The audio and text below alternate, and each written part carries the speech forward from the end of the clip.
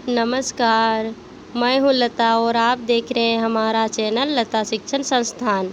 तो हमारे चैनल लता शिक्षण संस्थान में आप सबका फिर से स्वागत।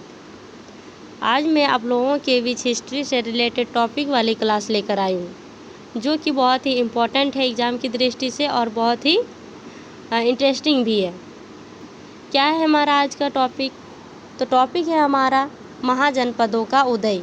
क्या है हमारा टॉपिक? महाजनपदों का उदय।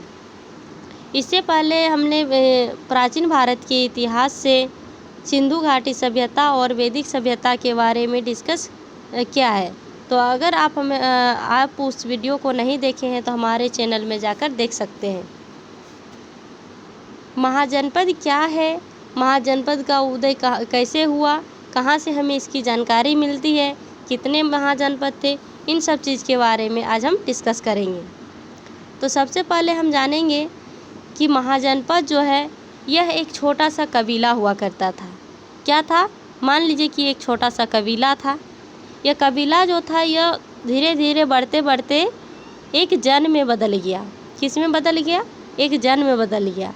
और यह जन जो था कबीला से जो जन में बदला, तो यह जन भी धीरे धीरे बढ़ते बढ़ते जनपद में बदल गया। किस में बदल गया? जनपद में। जब यह कबीला जन में बदल गया और जन जब जनपद में बदल गया, तो जनपद भी थोड़ा थोड़ा बढ़ते बढ़ते धीरे धीरे महाजनपद में बदल गया। यानी कि महाजनपद का छोटा सा रूप क्या था? पहले एक कबीला हुआ करता था और आज अभी क्या हो गया है? बढ़ कर के वह एक महाजनपद बन गया था। और इसकी जानकारी हमें कहाँ से मिलता है? महाजनपदों की जानकारी हमें बौद्ध ग्रंथ के अंगुत्तर निकाय से मिलती है। कहाँ से? अंगुत्तर निकाय से। अंगुत्तर निकाय। केवल बौद्ध ग्रंथ से ही नहीं मिलता है, हमें जैन ग्रंथ जो है, जैन ग्रंथ के भगवती सूत्र से भी हमें इसकी जानकारी मिलती है। यानी कि महाजनपदों की जानकारी हमें बौद्ध ग्रंथ के अंगुत्तर निकाय और जैन ग्रंथ के भगवती सूत्र से हमें इन 16 महाजनपदों की जानकारी मिलती है। यानी कि हमारे जनपद कितना थे? तो उस समय जनपद थे 16। महाजनपद, सॉरी जनपद नहीं, महाजनपद। महाजनपद कितने थे? 16 थे। महाजनपद का उदय गौतम बुद्ध के जन्म से पहले 6ठी शताब्दी ईसा पूर्व में हुआ। यानी कि जिस समय इधर बौद्ध धर्म और जैन धर्म का शुरुआत हो रहा था, उसी समय इधर एक तरफ महाजनपदों का भी उदय हो रहा था। यानी कि गौतम बुद्ध के जन्म से पहले ही महाजनपद का उदय हो चुका था। कितने महाजनपद थे? तो 16 महाजनपद थे। अब 16 महाजनपदों की राजधानी क्या थी? इन सब चीज़ के बारे में डिस्कस करेंगे। और जनपद जो थे, महाजनपद जो थे, वो वर्तमान के किस क्षेत्र में पड़ते हैं? तो महाजनपद जो था यह ज़्यादातर क्षेत्र जो है भारत के ही क्षेत्र में पड़ता था, वर्तमान के भारत के क्षेत्र में। और कुछ ऐसा महाजनपद हुआ जो कि भारत के क्षेत्र से बाहर है, यानी वर्तमान में बाहर है, लेकिन उस समय भारत के ही अंग हुआ करते थे। भारत का ही क्षेत्र था, भारत का ही एक पार्ट हुआ करता था। और महाजनपदों में जो था राजतंत्र था। क्या था? राजतंत्र। ज़्यादातर महाजनपद में क्या था? राजतंत्र था। लेकिन कुछ महाजनपदों में गणतंत्र की प्रक्रिया भी थी, यानी गणतंत्र व्यवस्था भी था। इरेज करके लिखती हूँ। क्या था? गणतंत्र व्यवस्था भी था। सभी में नहीं, ज़्यादातर में राजतंत्र था, लेकिन कुछ में गणतंत्र भी था। तो अब हम लोग देखते हैं 16 महाजनपदों के बारे में और उसकी राजधानी और वर्तमान क्षेत्र में कहाँ पड़ता है। अंग जो था, ये अंग की राजधानी थी चंपा, और वर्तमान के बिहार के भागलपुर मुंगेर वाले क्षेत्र में अंग प्रदेश पड़ता था। यानी अंग महाजनपद कहाँ पड़ता था? वर्तमान के बिहार, भागलपुर और मुंगेर के क्षेत्र में। मगध जो था यह महाजनपदों का सबसे बड़ा साम्राज्य हुआ करता था। यानी कि सबसे बड़ा महाजनपद, सबसे विकसित महाजनपद मगध था। और मगध की राजधानी कहाँ थी? राजगिरी। राजगिरी भी कहाँ पड़ता है? बिहार के पटना गया वाले क्षेत्र में पड़ता है। कहाँ पड़ता है? पटना गया वाले क्षेत्र में पड़ता है। काशी। काशी की राजधानी थी वाराणसी।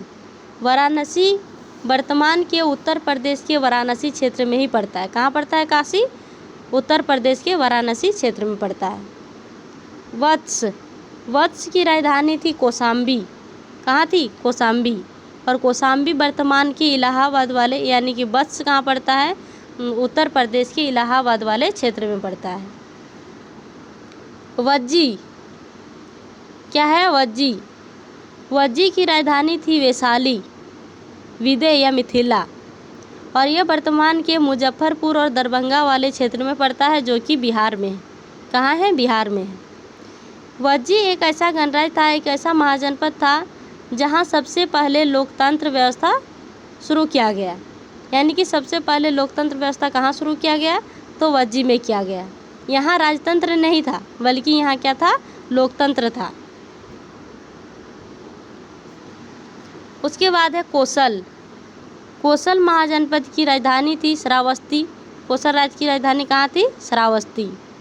श्रावस्ती। और ये कोसल कहाँ पड़ता है? वर्तमान के उत्तर प्रदेश के फैजाबाद में।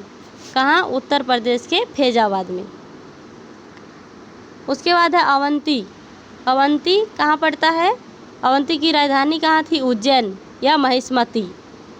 और अवंती जो है यह मध्य भारत यानी कि मध्य प्रदेश के मालवा वाले क्षेत्र में पड़ता है, जो वर्तमान का मध्य प्रदेश है। मल। मल की राजधानी थी कुशावती।